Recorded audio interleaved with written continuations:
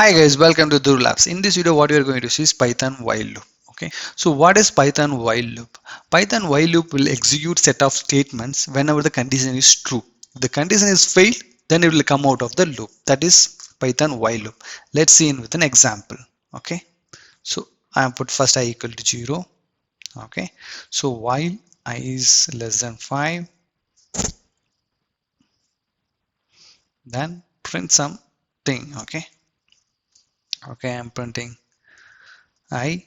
Okay, then we have to increment the I, otherwise what will happen is it will become the infinite loop because I never become 5, so it will keep on run the while loop. So that's the reason we are incrementing the I. Okay, now let's execute. So you can see 0 1 2 3 4. Whenever the values becomes 5, that stop. Let's see in the debug mode. Okay, in the right hand see, you can see the variable explorer. First I equal to 0, then I is 1. Okay, now I is 2. You can see here, right, the variable explorer. Then okay, next time I equal to 3, I equal to 4.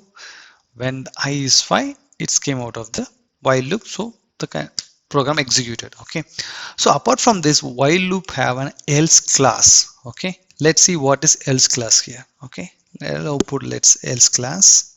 Okay, else print I am else.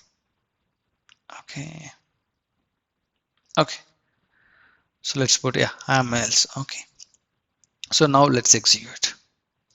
If we execute, now if you see, the else part is executed. Why the else part is executed? So the in the else part is an optional class in the Python while, but when the condition becomes false and the loop runs normally, then else part will execute. If the loop exited from prematurely or break prematurely, then else part will not be executed. Okay, so that is so now I put if I equal to 3 and break. If you see now, the else part is not executed because it's exited prematurely from the loop. So that's how the else part works. So whenever you want to know when the loop is exited prematurely, so that time you can use the else part.